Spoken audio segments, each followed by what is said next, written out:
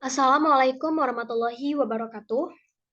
Sebelumnya saya mengucapkan terima kasih kepada Ibu Petra Kristi Mulyani SPDMED PhD yang telah memberikan tugas untuk keperluan ujian akhir semester literasi digital dan kemanusiaan. Sebelumnya, perkenalkan nama saya Syifan Rusada dengan NIM 14014222421 presensi 2. Di sini, saya akan mempresentasikan hasil karya saya yang berjudul Penerapan Teknologi Digital di Dunia Pendidikan dalam Proses Pembelajaran. Yang pertama ada konsep dasar e-commerce. Konsep dasar e-commerce atau perdagangan elektronik mencakup serangkaian aktivitas yang melibatkan transaksi jual beli produk dan layanan melalui internet. E-commerce melibatkan interaksi antara penjual, pembeli, produk, pembayaran, pengiriman, dan aspek lainnya. E-commerce terus berkembang dengan cepat dan terus mengalami perubahan dan peningkatan seiring dengan perkembangan teknologi dan tren bisnis. Pemanfaatan e-commerce dalam kehidupan keseharian di dunia pendidikan pada proses pembelajaran. Pemanfaatan e-commerce dalam kehidupan keseharian di bidang pendidikan dapat memberikan manfaat yang signifikan dalam proses pembelajaran, yang diantaranya yaitu, yang pertama, pembelian bahan ajar. E-commerce memungkinkan guru dan siswa untuk membeli bahan ajar seperti buku teks, e-book, materi pembelajaran interaktif, atau perangkat lunak pembelajaran. Selanjutnya ada platform pembelajaran online. E-commerce juga memberikan platform untuk menyediakan kursus online. Selanjutnya ada penjualan dan pembelian barang second hand. E-commerce memungkinkan siswa untuk menjual dan membeli barang bekas yang terkait dengan pendidikan seperti buku, peralatan laboratorium, atau perlengkapan olahraga. Selanjutnya, pembayaran dan pendaftaran online. Siswa dapat membayar biaya sekolah, uang kuliah, atau biaya pendaftaran menggunakan platform e-commerce yang aman dan terpercaya. Hal ini mengurangi kerumitan administrasi dan memudahkan proses pembayaran. Selanjutnya ada penjualan produk kreatif. E-commerce juga memberikan kesempatan bagi siswa untuk menjual produk kreatif mereka sendiri, seperti kerajinan tangan atau karya seni. Yang terakhir ada layanan tutoring online.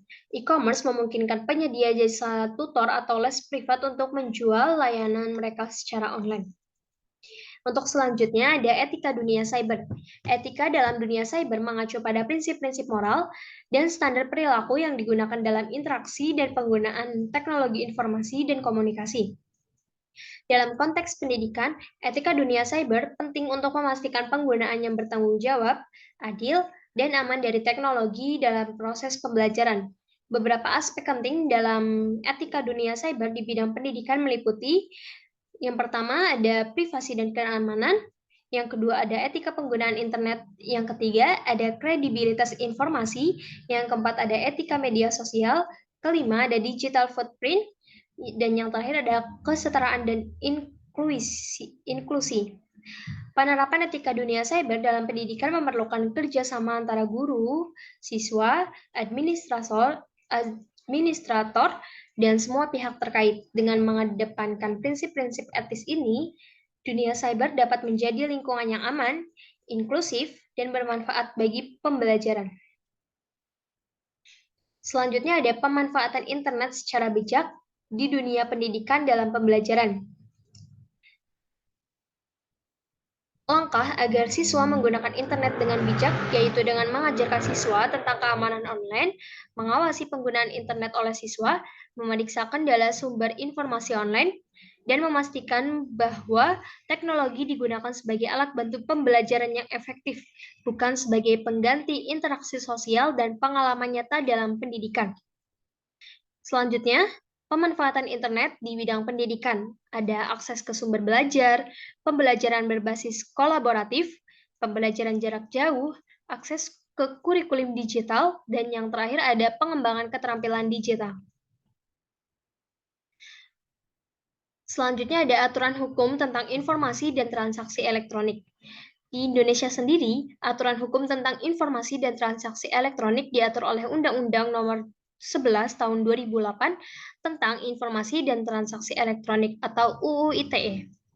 Undang-undang ini mencakup berbagai aspek hukum terkait penggunaan teknologi informasi dan transaksi elektronik. Perbuatan yang dilarang dalam Undang-Undang ITE. Undang-Undang ITE atau Informasi dan Transaksi Elektronik di Indonesia mengatur berbagai perbuatan yang dilarang dalam penggunaan teknologi informasi dan komunikasi, termasuk dalam dunia pendidikan. Yang pertama ada penyebaran informasi palsu atau hoax. Yang kedua ada penghinaan dan fitnah. Yang ketiga ada pengancaman dan pelecehan. Yang keempat ada penyebaran konten pornografi. Yang kelima ada penyebaran konten kekerasan.